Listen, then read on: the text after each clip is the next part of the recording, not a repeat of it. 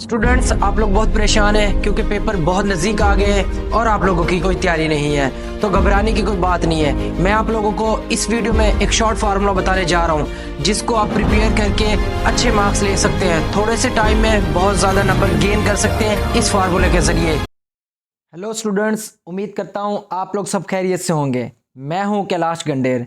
आज मैं आप लोगों के साथ जो है 9th क्लास का फिज़िक्स का गेस्ट पेपर या फिर मॉडल पेपर शेयर करने जा रहा हूँ 2024 के लिए। ठीक है, अगर तमाम स्टूडेंट्स जो 9th क्लास के ये पेपर तैयार कर लेते हैं तो वो तकरीबन पास तो आराम सुकून से हो जाएंगे। और जिन स्टूडेंट्स ने अच्छे नंबर लेने हैं, मतलब बहुत ऐसे कह लो वो टॉपर्स बनना चाहते हैं, तो वो भी ये पेपर अच्छे से तैयार कर लें क्योंकि बहुत ज़्यादा चांसेस है कि यही पेपर इस साल जो है आ सकता है। ठीक है, आपके पेपर के लिए। ठीक है, तो सबसे पहला जो हमारा ऐसे कह ले क्वेश्चन नंबर 1 जो होता है वो MCQs का होता है। तो 15 नंबर की MCQs होती है पेपर में, सॉरी 12 नंबर्स की MCQs होती है इसमें। ठीक है, और 12 MCQs सॉल्व करनी होती है और 15 मिनट इसके टाइम दिया जाता है और 15 मिनट में आपने जो है MCQs सॉल्व करनी होती है। ठीक है, तो सबसे पहले जो है हमारे पास MCQs नंबर जो 1 दिया हुआ है, normal human body temperature is. ठीक है, सेहतमंद इंसानी जिस्म का जो नॉर्मल टेम्परेचर होता है वो कितना होता है। अगर सेल्सियस स्केल में पूछा जाए, डिग्री सेल्सियस में, तो वो हमारे पास 37 होता है। लेकिन ये हमारे पास फ़ारेनहाइट में या केल्विन में पूछा हुआ है, तो केल्विन में हमारे पास ये दिया हुआ है। ये करेक्ट आंसर इसका जो होगा 310 केल्विन में ये करेक्ट आंसर है, नॉर्मल टेम्परेचर जो है। ठीक है, उसके बाद MCQs नंबर 2 है हमारे पास, magnitude of FX and F Y. हमारे पास ये कंपोनेंट्स हैं फोर्स के, एक एक्स कंपोनेंट है एक वाई कंपोनेंट है। Will be equal if force F acts at angle.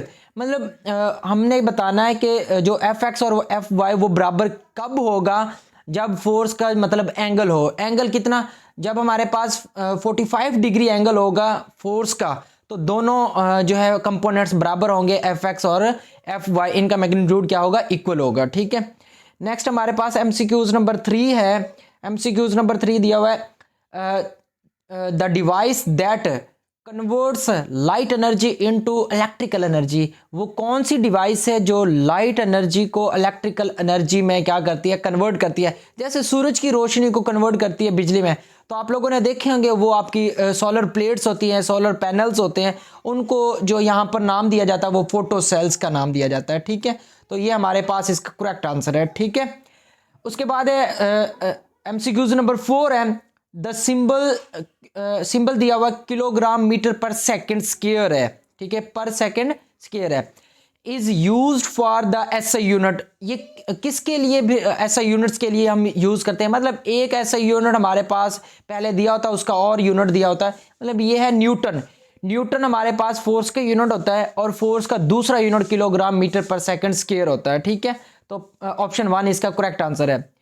अगला हमारे पास 5वां जो MCQs है 5 वाला, वाटर फ्रीजेस एट। पानी जो फ्रीज हो जाता है किस पॉइंट पर जाके फ्रीज होता है, 0 डिग्री सेल्सियस पे जो है वो फ्रीज हो जाता है। बच्चे जो है 0 डिग्री फ़ारेनहाइट लगा देते हैं, तो ये रॉन्ग हो जाएगा बेटा। ठीक है, तो आपका करेक्ट आंसर फ़ारेनहाइट में जो है वो 32 डिग्री फ़ारेनहाइट है। ठीक है, तो ये हमारे पास करेक्ट इसका आंसर है।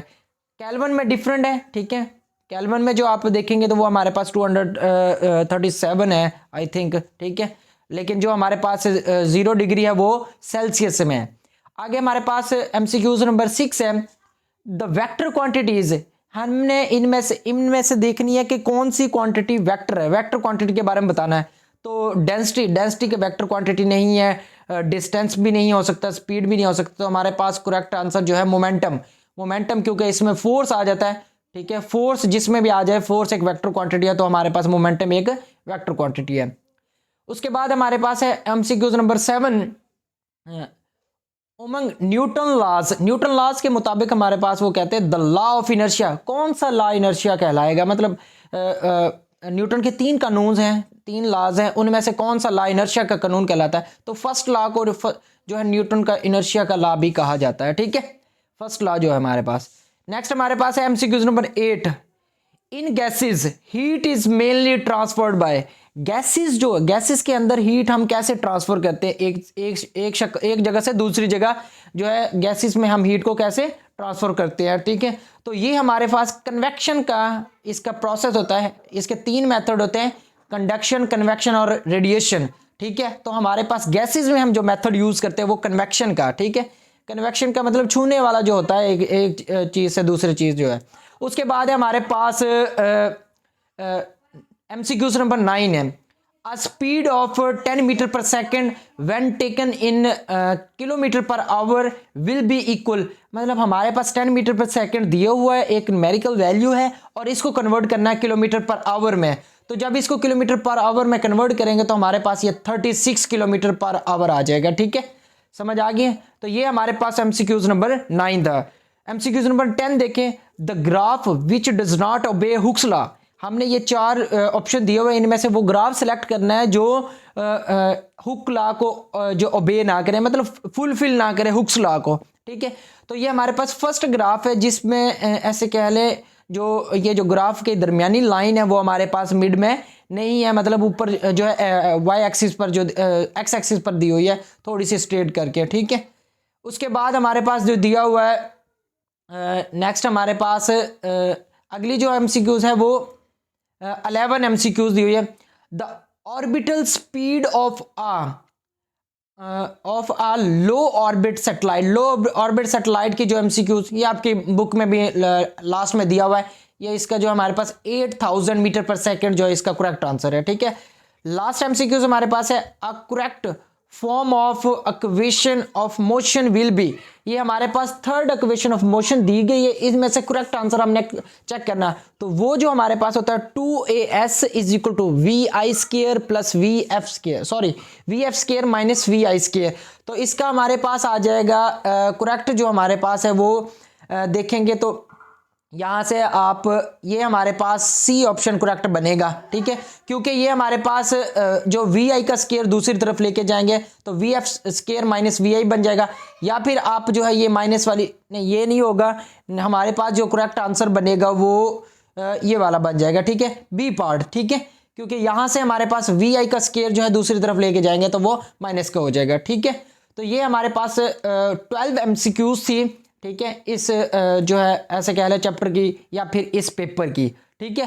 नेक्स्ट हमारे पास जो अगला क्वेश्चन नंबर 2 आता है। अच्छा स्टूडेंट्स ये खास ये ख्याल रखना है कि ये जो सरगोदा बोर्ड्स के स्टूडेंट्स हैं वो इस जो है पेपर को मस्ट प्रिपेयर करे, अच्छे से जो है ना प्रैक्टिस कर ले लिख के, ठीक है। उनके चांसेस है कि उनके पेपर में जो है मतलब इसमें से बहुत सारा डाटा भी आ सकता है और यही पेपर आ सकता है, मे भी हो सकता है, ठीक है। तो सरगोदा बोर्ड्स के स्टूडेंट्स ज़रूर प्रिपेयर करें, ठीक है।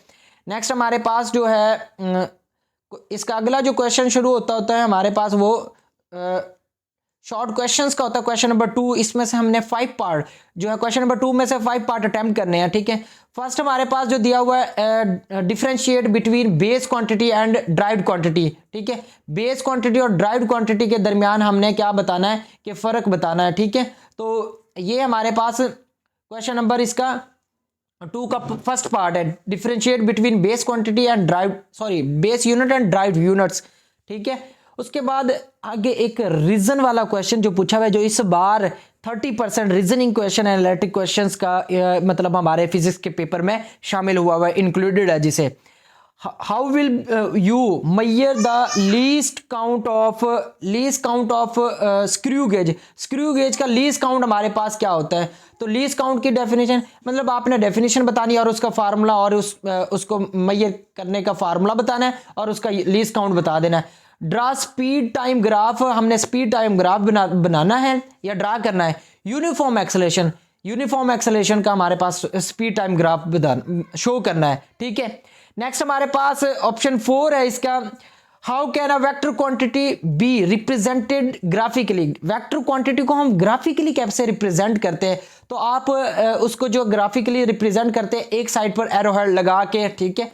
तो इस तरह आपने कोई भी एक वेक्टर या 2 वेक्टर बना के ग्राफ शो करना है, ठीक है, शक्ल बनानी है ऐसे कह ले। ये ऑप्शन नंबर 4 था, ठीक है।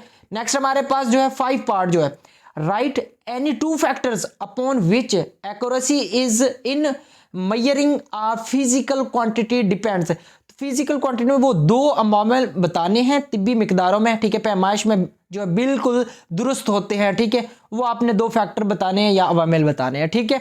ये भी हमारे पास एनालिटिक क्वेश्चंस है, आपने अपने नज़रिया इसमें बताना है, ठीक है, फैक्टर्स के बारे में कुछ, ठीक है। उसके बाद हमारे पास अगला जो क्वेश्चन है वो है 6 पार्ट दिया हुआ है हमारे पास, वो define centripetal force, write down it's equation, ठीक है, सेंट्रीपिटल फोर्स की डेफिनेशन बतानी है और इसकी इक्वेशन जरूर लिखनी है, ठीक है। नेक्स्ट हमारे पास 7 पार्ट दिया हुआ है, the speed of an object is, ये एक न्यूमेरिकल है, 4 metre per second and it become 2 metre per second, मतलब 2 वेलोसिटी दी हुई है हमारे पास, वी आई एक कह ले और एक वी एफ कह ले, इन 10 सेकेंड टाइम दिया हुआ और एक्सेलरेशन फाइंड आउट करना है, एक्सेलरेशन का फार्मूला लगा के, बहुत ही आसान सा न्यूमेरिकल है ये, ठीक है, 2 नंबर फ्री के दिए हुए हैं। उसके बाद 8 पार्ट जो हमारे पास दिया हुआ है वो define an isolated system, write down it's example, आपने आइसोलेटेड सिस्टम की डेफिनेशन बतानी है और इसकी एक इक्वेशन भी होती है, वो आपने वो भी लिखनी है और नीचे उसकी एग्जांपल बता देनी है आइसोलेटेड सिस्टम की, ठीक है। आगे नेक्स्ट हमारे पास क्वेश्चन नंबर 3 है, इसमें हमने 5 पार्ट अटेम्प्ट करने हैं, ठीक है, 5 शॉर्ट क्वेश्चंस। पहला पार्ट हमारे पास दिया हुआ है value of perpendicular components of force are, ये भी न्यूमेरिकल हमारे पास, एफ एक्स कंपोनेंट होता है हमारे पास एक, और एक होता है एफ वाई कंपोनेंट, एक हमारे पास एफ एक्स कंपोनेंट 8 न्यूटन है, दूसरा हमारे पास y कंपोनेंट जो हमारे पास 5 न्यूटन है।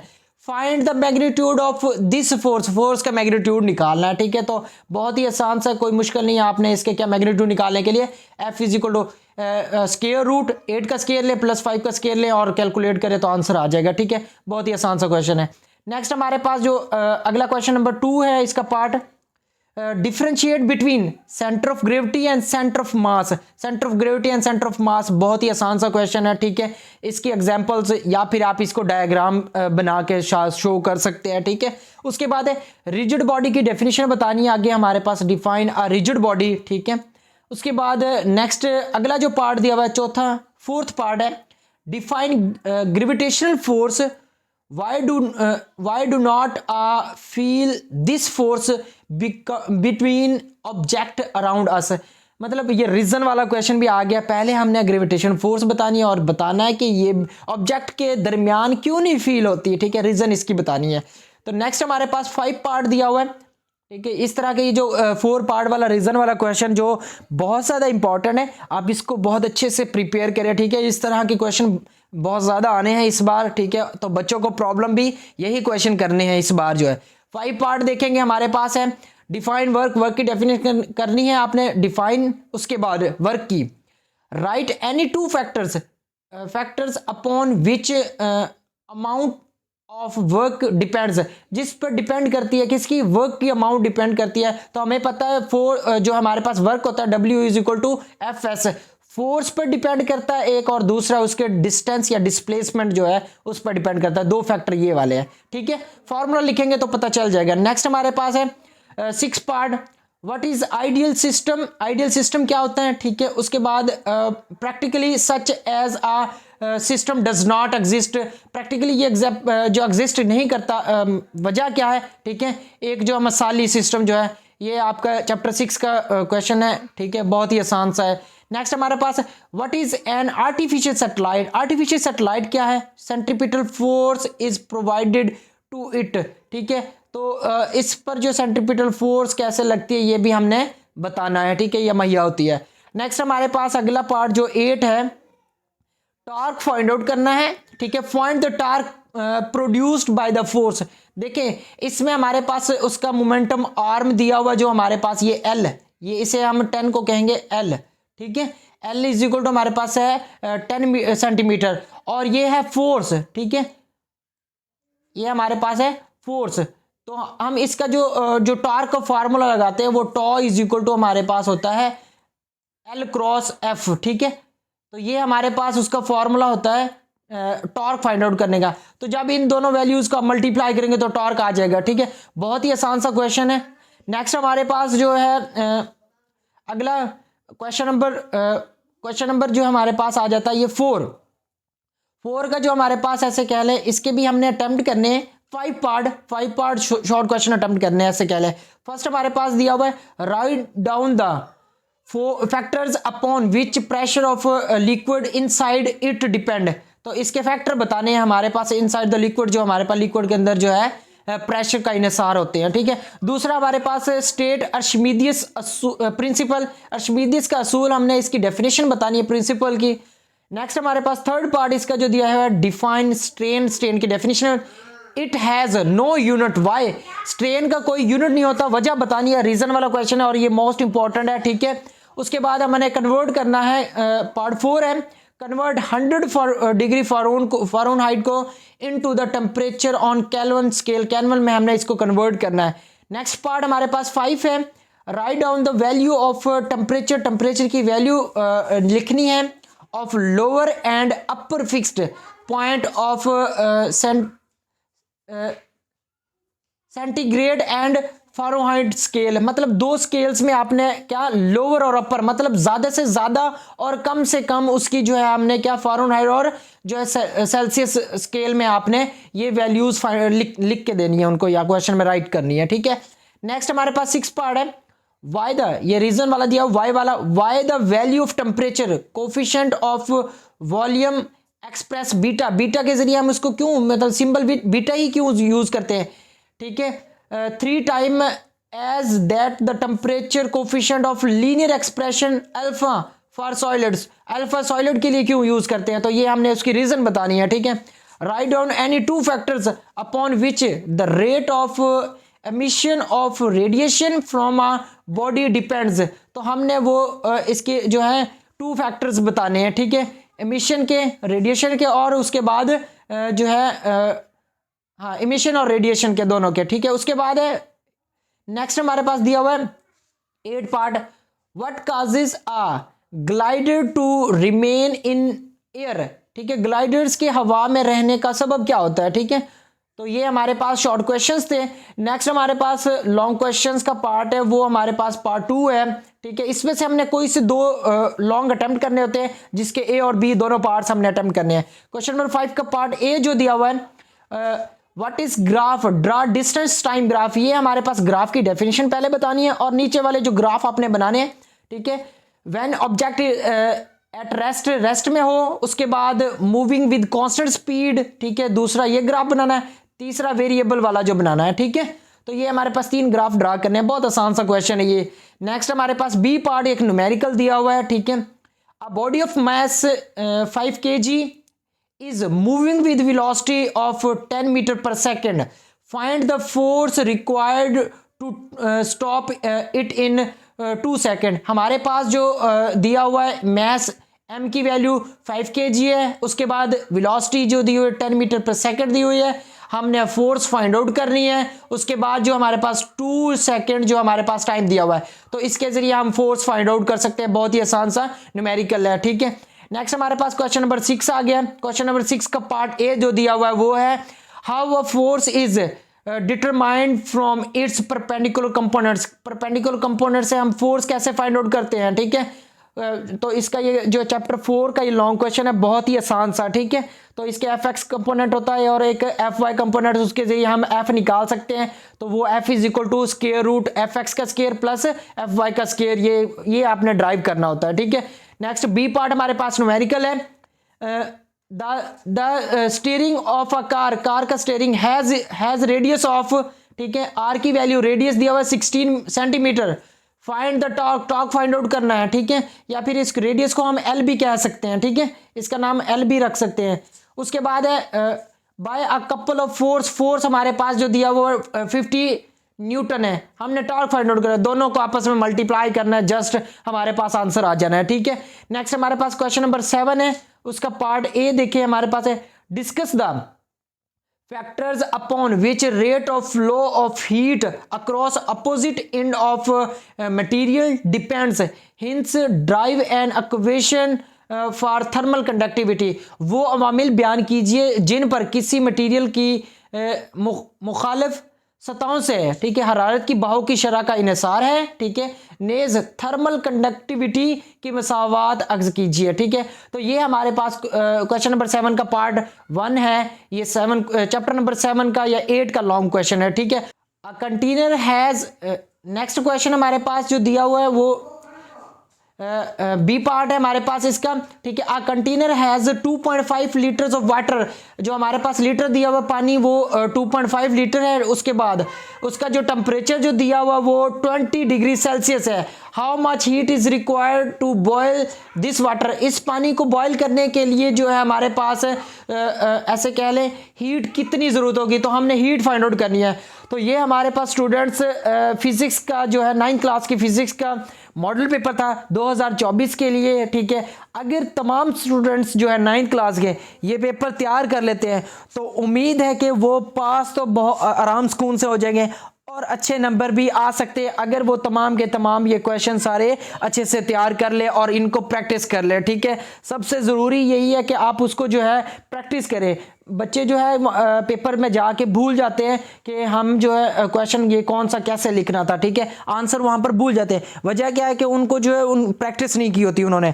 अगर आप प्रैक्टिस कर लेते हैं तो आपका पेपर जो है अच्छा हो सकता है। और दूसरे नंबर पर जो चीज़ होती है वो हैंड राइटिंग, अपनी हैंड राइटिंग पर ज़्यादा फोकस करें, पेपर को प्रेजेंट करने का तरीका सीखें, थोड़ा सा अच्छा करके उसको लिखने की कोशिश करें ताकि आपको नंबर ज़्यादा से ज़्यादा मिल सकें।